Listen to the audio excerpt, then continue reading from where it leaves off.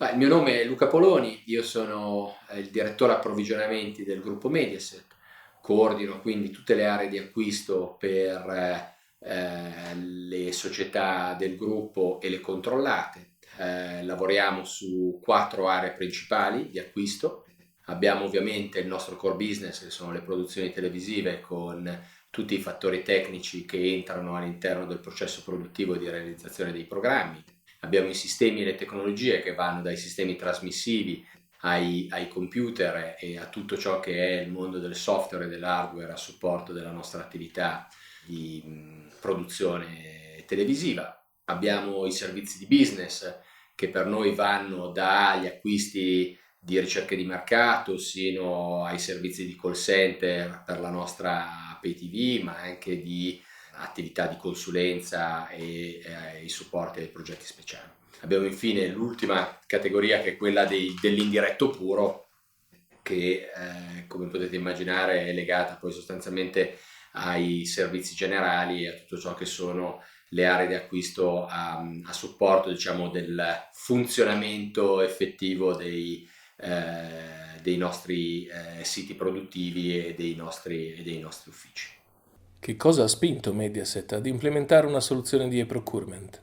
Io sono in Mediaset da circa 18 mesi, sono stato chiamato per supportare un processo di modernizzazione, di trasformazione dell'area di acquisti, o se vogliamo supportare proprio quella che è la transizione da una direzione di acquisti tradizionale a una direzione di procurement. Una trasformazione che è partita, come dicevamo, a settembre del 2015 e che, come ho sempre rappresentato, aveva al suo centro come fattore abilitante fondamentale il poterci dotare di uno strumento eh, gestionale innovativo che potesse abilitare quelli che erano poi i filoni di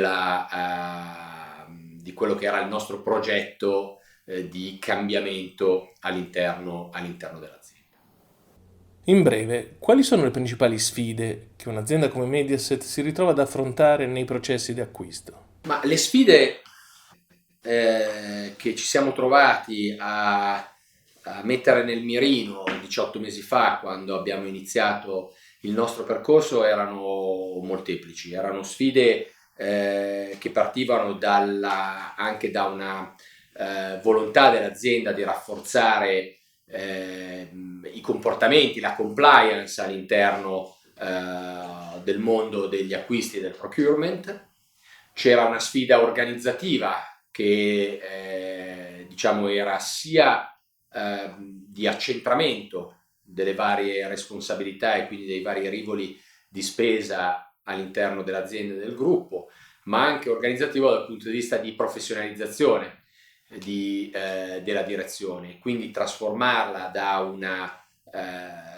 un'area di servizio ai clienti interni, alle aree di domanda, ad una realtà che si potesse rendere più proattiva nell'individuazione e nella ricerca delle opportunità di efficientamento in area procurement. Che cosa voglio dire?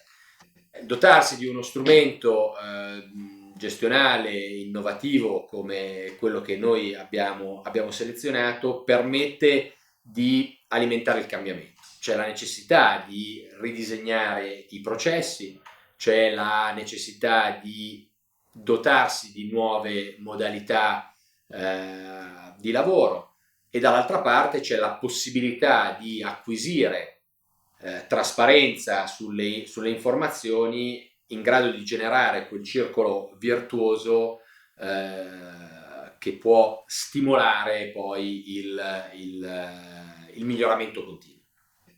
Quali sono i benefici attesi dalla digitalizzazione dei vostri processi d'acquisto? Ma i principali benefici che noi, come dire, ci aspettiamo sono, come ho detto, in realtà il supportare una diversa modalità di lavoro. Perché appunto per l'implementazione del nuovo sistema noi siamo stati chiamati a ripensare a come stavamo lavorando e a come avremmo voluto lavorare. Sicuramente c'è un tema di sviluppo e rafforzamento della produttività. Un altro beneficio che ci aspettiamo è quello di avere una maggiore comprensione delle nostre categorie di spesa e quindi una maggiore trasparenza su quelli che sono i fenomeni sottostanti la nostra attività di acquisto. In ultimo, mi piacerebbe anche sottolineare la, la capacità di misurare i comportamenti e quindi avere sostanzialmente la capacità di tracciare, no, in ogni singola fase un processo di acquisto, ma anche la misurazione della nostra performance e quindi essere in grado sostanzialmente di oggettivizzare quella che è, come dire, la creazione di valore che porta il procurement all'interno dell'azienda. Quale tipo di consiglio dareste a un'azienda inclina ad implementare una soluzione di e-procurement? Sicuramente in primis quello di mettere ordine, cogliere l'occasione per standardizzare i processi, per disegnarli in logica moderna ed efficace, quindi tagliare un po' di quella che è la burocrazia che sistematicamente viene stratificata nel tempo in questo tipo di processi o in questo tipo di direzione. Pensa che la digitalizzazione del dipartimento acquisti sia oggi un fattore chiave per il successo della performance aziendale? Perché? Sì, ritengo di sì perché la complessità nel mondo e nel business cresce e quindi la necessità di avere strumenti che aiutano nella gestione e nella comprensione della complessità diventa sempre più fondamentale. Io oggi non potrei immaginare di poter avere la comprensione profonda e la trasparenza sia nei processi che, che diciamo, nei fattori economici del